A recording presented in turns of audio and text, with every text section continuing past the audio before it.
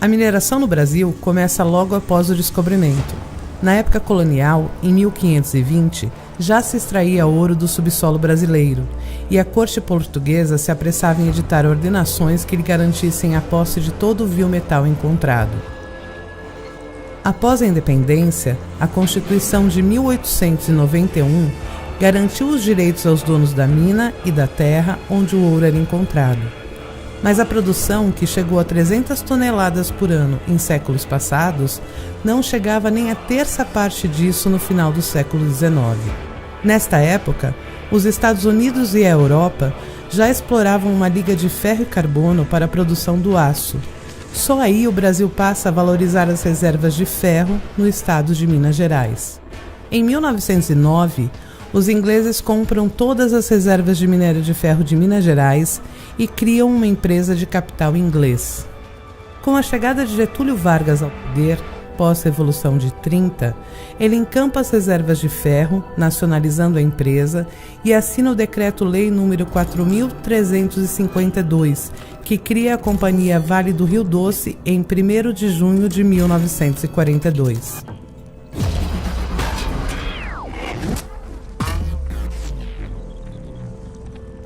A criação da Vale contou com a colaboração dos governos dos Estados Unidos e da Inglaterra, obtida no contexto da aproximação do Brasil com as potências aliadas na Segunda Grande Guerra, que necessitavam que o Brasil fornecesse minérios para suas indústrias. No pós-guerra, a Vale passa a fornecer minério para a reconstrução do Japão. E enquanto o país asiático se converte em uma grande potência econômica mundial, a Vale se torna uma grande mineradora.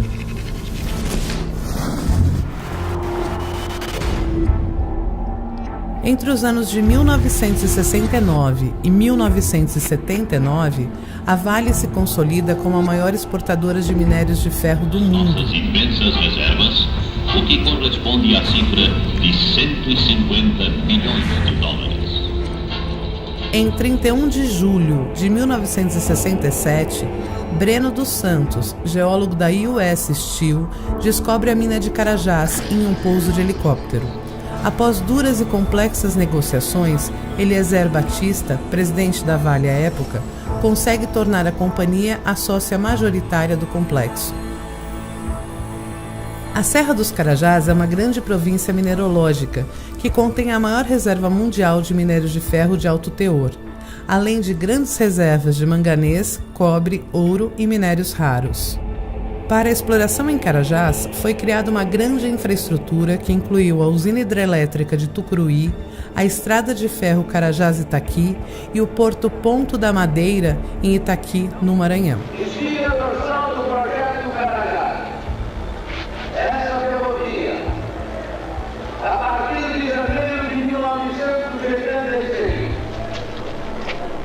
Permitirá o escoamento anual de 15 milhões de toneladas do minério da região.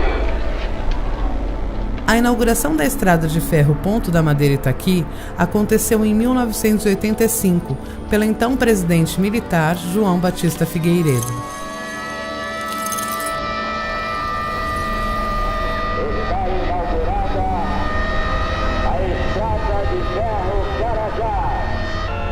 Nos anos 90, Fernando Henrique Cardoso é eleito presidente e, seguindo as tendências da política neoliberal, implanta o programa de desestatização. A privatização mais emblemática foi a da Companhia Vale do Rio Doce, em 1997. A reação da sociedade ao leilão é rumorosa. Em ato público realizado na Associação Brasileira de Imprensa, no Rio de Janeiro, o senador Darcy Ribeiro protestou contra a venda do que chamou de a mãe das indústrias do Brasil.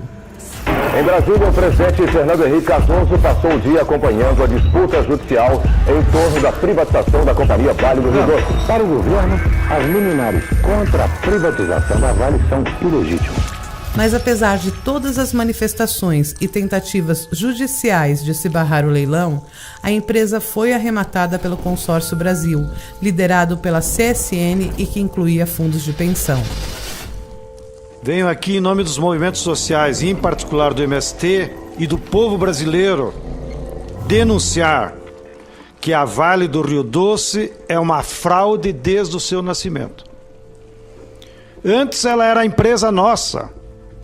Aí no governo Fernando Henrique Cardoso privatizaram de uma forma fraudulenta, porque ela valia 100 bilhões de reais contabilmente marcado, independente das reservas, e o governo Fernando Henrique entregou para o capital internacional por 2 bilhões e 400. Roubaram a Vale do Rio Doce do povo brasileiro.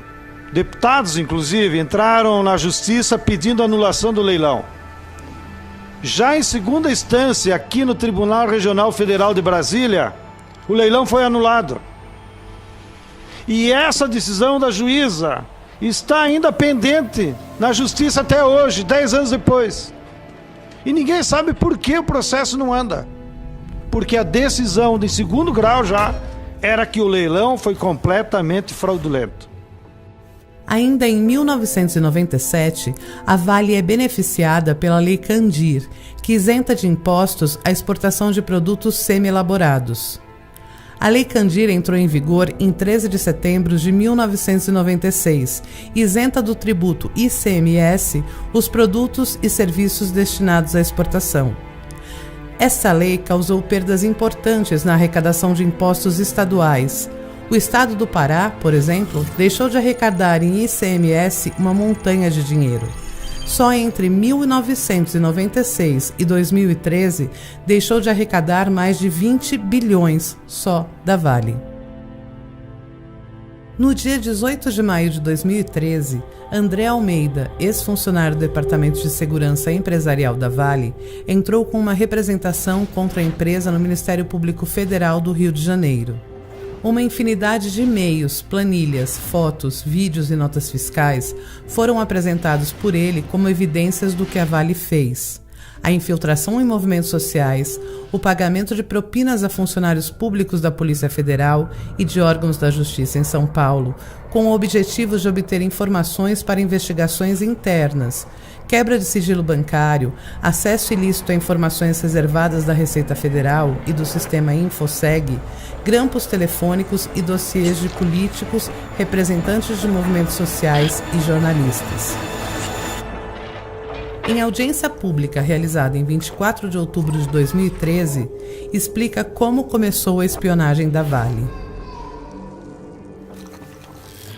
Desde a década de 80, quando os projetos de alumínio e de Carajás começaram a engrandecer mais a empresa. E várias pessoas, vários integrantes das Forças Armadas foram contratados para fazer parte da segurança patrimonial, encabeçando um ex-cadete da Força Aérea e um sargento do Exército, que começaram a formar seu círculo pessoal e contratando empresas de vigilância no Pará que também faziam o serviço de infiltração. E outras denúncias que eu informei. A partir da década de 90 começou a engrandecer essa área. Trouxeram mais gente do seu círculo pessoal, passaram a fazer ações de relacionamento com órgãos de segurança pública, ou seja, dando dinheiro para a polícia, principalmente. E também foi criada uma área de serviços especiais, ligada diretamente à auditoria, ou seja, acima do presidente. Essa parte de serviços especiais fazia o acompanhamento de fraudes dentro da empresa. E utilizava esses métodos ilegais, imorais e antiéticos para conseguir atingir as suas metas. A Vale desenvolveu novas metodologias para espionagem e infiltração nos movimentos. Em 2008, criou até uma sigla interna, MPSI, movimentos políticos, sociais e indígenas, que tinha como subproduto o monitoramento de lideranças, a antecipação de ações, a descoberta de planejamentos de atos e representações, os famosos infiltrados pagos pela Vale para fazer jogo duplo. Os movimentos mais vigiados foram o MST, Rede Justiça nos Trilhos e o Movimento Xingu Vivo. No caso especial do MST, eles seguiram sistematicamente as lideranças da região. E depois, como que num conluio entre o Poder Judiciário e os seus serviços de inteligência, quando houve um movimento popular que mais de 5.000 pessoas pararam os trilhos da Vale, lá em Paropebas, para exigir direitos, entre eles de ter proteção da estrada, que ocorre tantos acidentes, a Vale teve a petulância de entrar na justiça com 2 processos. Um em Marabá, contra as lideranças do MST que eles já tinham mapeado, e entrou com um processo cobrando 50 milhões de reais por prejuízo. E outro processo entrou contra mim. Eu moro em São Paulo, não tenho nada a ver com o trem da Vale. Uma das páginas mais sangrentas da história do MST no Pará foi o massacre de Eldorado dos Carajás. Uma marcha pacífica, com mais de 1.000 trabalhadores rurais, organizada pelo movimento, percorria uma rodovia de Parauapebas a Marabá, em 17 de abril de 1996, quando foram encurralados pela polícia na curva do S. Assim começou um massacre premeditado, realizado para dar uma lição naqueles vagabundos vindos do Maranhão, como expressaram os policiais nos autos dos processos. Os policiais saíram dos quartéis sem identificação nas fardas, com armamento pesado e balas verdadeiras. Segundo o processo, a Vale do Rio Doce financiou a operação, cobrindo todos os gastos, porque o protesto do Sem Terra na rodovia atrapalhava a circulação de seus caminhões de minério e de valores. Então, o que aconteceu? O pelotão que chegou, comandado pelo Coronel Pantoja, ele já chegou atirando e já atingiu algumas pessoas, e inclusive entre elas o Mudim, o Amâncio, que caiu ali mesmo. Então o pessoal recuou, mas quando viu que alguns companheiros já estavam feridos, ficaram para trás, entre eles o Mudim caído, o Amâncio, eles resolveram então se reunirem com pedaços de pau que tinha na mão e ir para cima da polícia para forçar um recuo da polícia, para então resgatar o corpo daqueles que ficaram feridos para trás.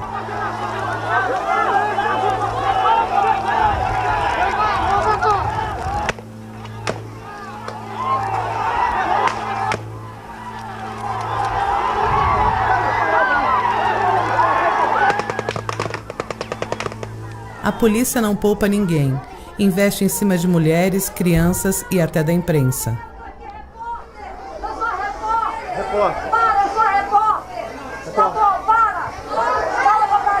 19 trabalhadores sem terra do MST foram brutalmente assassinados no massacre. Nos autos dos processos, a Vale aparece como a financiadora do massacre, pois arcou com todos os custos para que as tropas da polícia militar pudessem chegar até o local.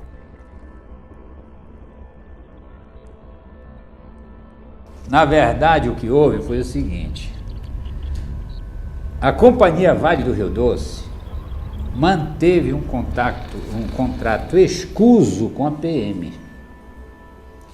Nesse contrato escuso, os coronéis ganhariam tanto, os capitães tanto, os tenentes tanto, os sargentos tanto e os soldados tanto, para dar segurança aos carros de transporte de valores da Companhia Vale do Rio Doce. Quando os sem terras fecharam lá, parece que tinham 2 ou 3 carros que necessitavam passar por lá.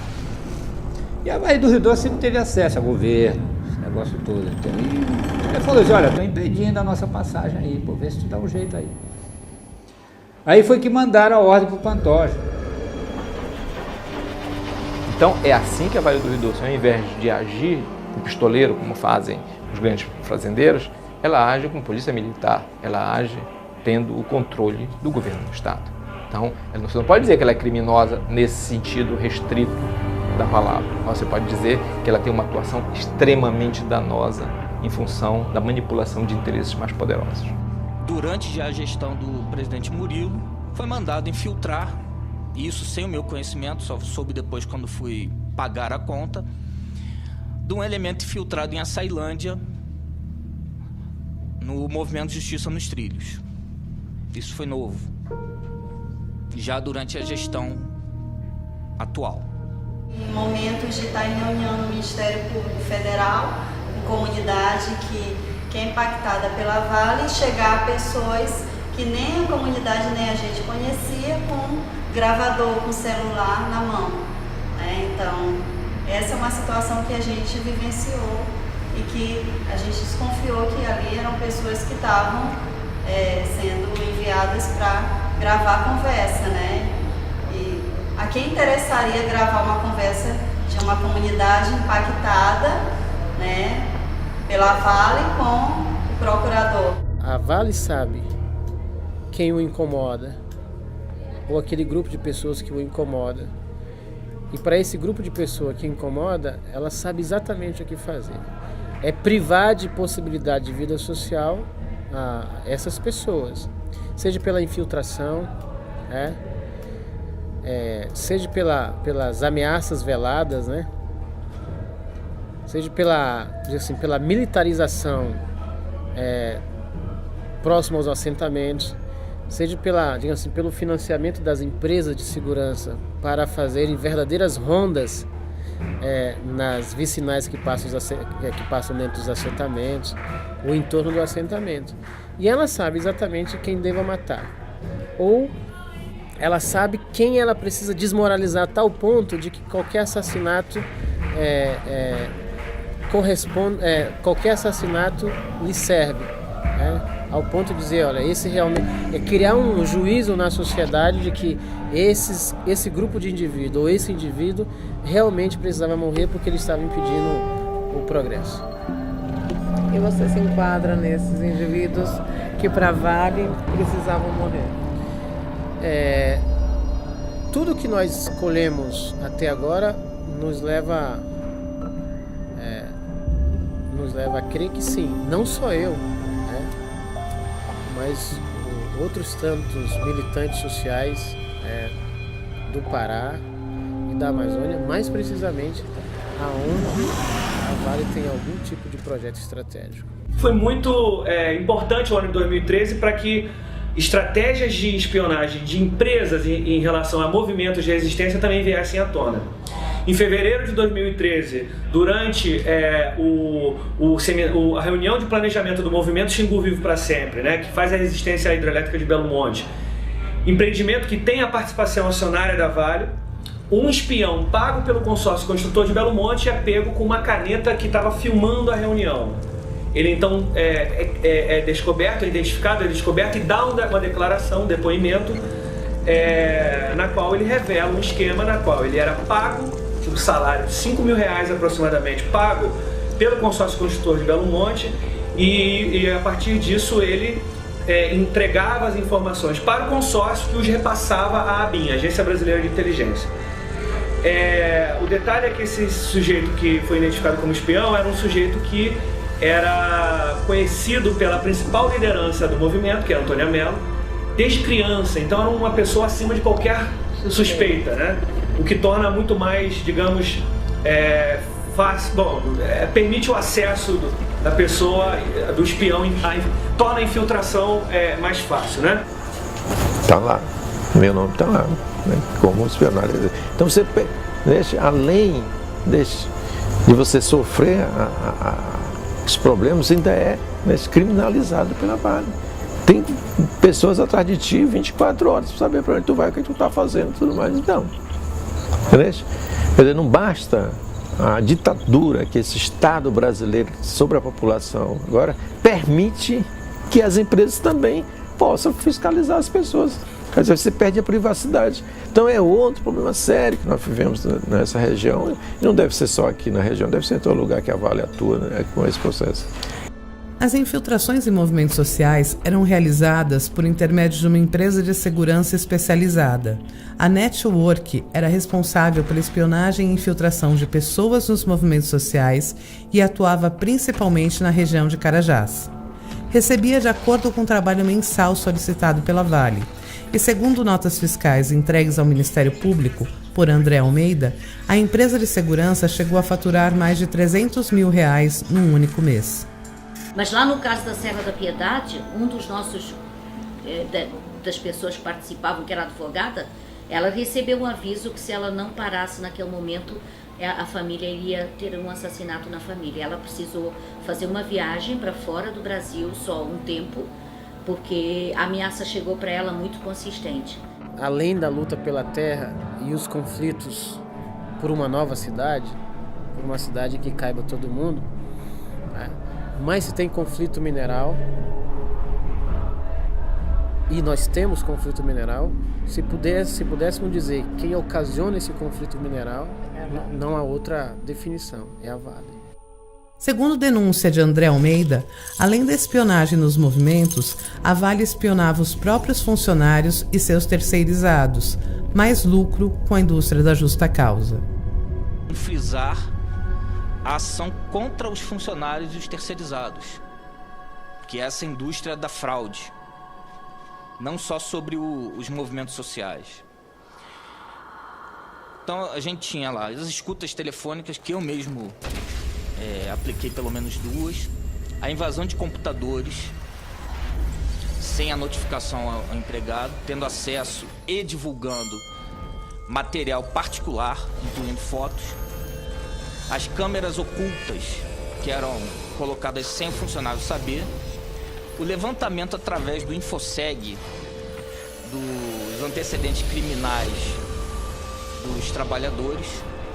Isso também eram feitos quase 1.000 por mês, principalmente em Minas Gerais, onde 11% do total dos trabalhadores terceirizados que eram pesquisados tinham algum antecedente e eram cerceados de trabalhar na Vale. Fora outros dados sigilosos, como o imposto de renda e as infiltrações de dossiês de políticos e de blogueiros, como eu cito ali o Décio Sá. A prepotência da Vale é tão grande que até funcionários afastados pelo INSS eram investigados. Fora grampo telefônico em funcionários afastados pelo INSS, ou seja, se era uma fraude no INSS, por que essa fraude não era passada para a Previdência? Status. Um dos casos mais emblemáticos é de um funcionário da empresa afastado por problemas no joelho. A Vale contratou serviços de segurança para investigá-lo quando descobriu que ele estava andando de bicicleta e montando uma empresa de equipamentos para bicicletas. Mas se houve fraude, quem deveria investigar? Não seria o próprio INSS? Além de todas as denúncias entregues ao Ministério Público pelo ex-funcionário sobre espionagem, documentos como lista de processos de parceiros envolvidos em utilização de trabalho escravo e trabalho infantil também vieram à tona, principalmente trabalhadores que laboram na produção de carvão e nas guzeiras que produzem o ferro gusa. Então o Estado, não fiscaliza a Vale deita e rola no Estado do Pará. Além de grandes lucros, é a grande destruição promovida aqui. Uma quantidade enorme de pessoas morreram atropeladas pelos trens da Vale nas regiões dos estados de Minas Gerais, Espírito Santo, Maranhão e Pará. Para que não responda a processos na Agência Nacional de Transportes Terrestres, a Vale induz familiares para que as ocorrências sejam feitas como acidente. Dessa forma, o culpado é sempre a vítima. A maioria dos boletins descreve as vítimas fatais como suicidas ou usuários de drogas e álcool, que se deitaram e adormeceram na linha do trem. Assim, isenta-se dos processos e das indenizações. No ano passado, recebemos uma denúncia de que o trem tinha matado um adolescente de 13 anos. Então nós fomos chamados, me dirigi para a comunidade com a equipe e lá encontramos a família, já mais ou menos 8 dias após o acontecido. O adolescente foi atropelado pelo trem quando fazia uma travessia para ir para a casa de um colega. Quando as equipes do SAMU e do Corpo de Bombeiros chegaram ao local do acidente, ainda encontraram o ajudante de lanterneiro, Márcio Antônio Nunes, 46 anos, com vida. Durante cerca de 1 hora, as equipes de resgate tentaram de tudo para a retirada do rapaz, preso debaixo das rodas de uma locomotiva carregada com 80 toneladas de minério de ferro. Então, infelizmente, ele faleceu. De acordo com o maquinista, a locomotiva da mineradora Vale saiu da estação João Paulo, na mina Cauê, por volta de 10 da noite desta segunda-feira e seguia sentido Laboreô. Próximo à passagem de nível da Vila Amélia, deparou com um homem deitado na linha férrea. Ainda segundo o maquinista, diversas vezes o sinal de alerta e freios foram acionados, mas ele acabou atropelando o homem. A vítima foi arrastada por cerca de 70 metros até que a locomotiva parasse completamente. Pois é difícil falar de direitos humanos aqui nessa casa sem lembrar das crianças que estão neste exato momento fazendo carvão para alimentar as siderúrgicas de Marabá, que neste exato momento estão vendendo bala, laranja, água e outra infinidade de coisas para ter a sua subsistência. A infância não foi inventada nesse território, companheiros. Com a construção do bilionário projeto Ferro Carajás S11D da Vale, que dobrará a exploração mineral na Serra de Carajás, as populações de 27 municípios cortadas pela estrada de ferro Carajás sofrem com sua duplicação e outras comunidades sofrem graves impactos, como traumáticas remoções. E nós chegamos nos vilarejos, gente, as casas com uma letra encarnada na porta. Todas as casas que tinham aquela letra encarnada na porta ia sair todo mundo. Foi 10.000 famílias que saíram de lá para dar essa vaga, essa rua. Quando nós entramos lá, as famílias choravam, abraçando o padre, nos abraçando, para onde nós vamos. Tirar nós daqui é como arrancar os nossos filhos, os nossos bofos e botar para morrer muito longe. Chorando a gente não aguentava. E é difícil também falar de direitos humanos sem imaginar que neste exato momento, sem esperar conclusão de cálculos, sem esperar conclusão de pesquisa, há indígenas quilombolas sem terras, trabalhadores sendo expulsos de suas terras, à bala, com os cães do Estado mostrando seus dentes, usando da cordial covardia de sempre. Em 24 de setembro de 2013, a presidente Dilma Rousseff fez duras críticas ao monitoramento de segurança do governo americano. Indignada por ter arquivos da Petrobras e telefonemas e e-mails do governo monitorados pela Agência de Segurança Americana. Dilma defendeu regras internacionais que limitem a espionagem da rede mundial de computadores e foi dura nas suas críticas. Imiscuir-se dessa forma na vida de outros países fere o direito internacional e afronta os princípios que devem reger as relações entre eles, sobretudo entre nações amigas. Jamais pode uma soberania firmar-se em detrimento de outra soberania. Estamos, senhor presidente, diante de um caso grave de violação dos direitos humanos e das liberdades civis, da invasão e captura de informações sigilosas relativas às atividades empresariais e, sobretudo, de desrespeito à soberania nacional do meu país. Mas embora a nossa presidente tenha feito duras críticas à espionagem dos Estados Unidos, à interceptação de informações do governo e empresas brasileiras, os processos contra a Vale por espionagem e violação de direitos, denunciados em maio de 2013, caminham para o arquivamento. A Vale não sofreu nenhuma condenação pelas atividades imorais, ilegais e antiéticas que praticou com espionagem.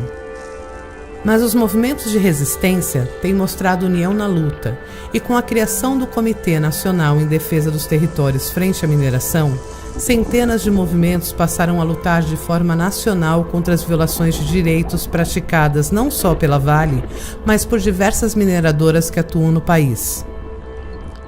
O Comitê Nacional em Defesa dos Territórios frente à Mineração foi, no último período, a iniciativa mais importante e criativa para enfrentar a mineração em nível nacional. Se antes as lutas contra as mineradoras eram muito em nível local, com pouca capacidade de articulação nacional e sinergia entre as diferentes lutas, o comitê permitiu que essas mais diferentes lutas, movimentos, organizações, pesquisadores se encontrassem com um objetivo comum de defender os territórios frente à mineração, e o êxito tem sido gigantesco, assim. Os movimentos sociais, apesar da espionagem, continuam fazendo resistência às violações de direitos e à mineração predatória no nosso país. Eles têm medo da gente. Eles sabem que o poder de fato está com a gente. Somos milhões. E esse salto de qualidade que a gente está dando com o movimento nacional e com essa movimentação internacional provoca muito mais medo ainda.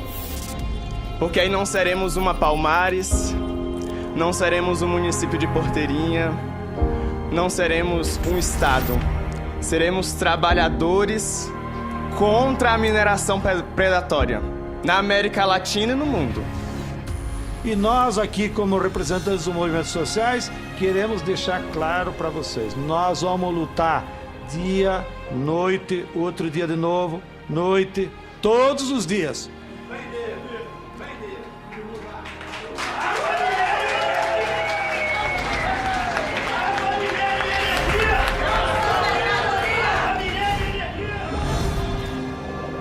Para garantir os direitos das pessoas que são afetadas pela mineração. Mas mais além disso, nós vamos lutar todos os dias incansavelmente até que um dia a Vale seja reestatizada e que os responsáveis pelo leilão fraudulento vão para a cadeia.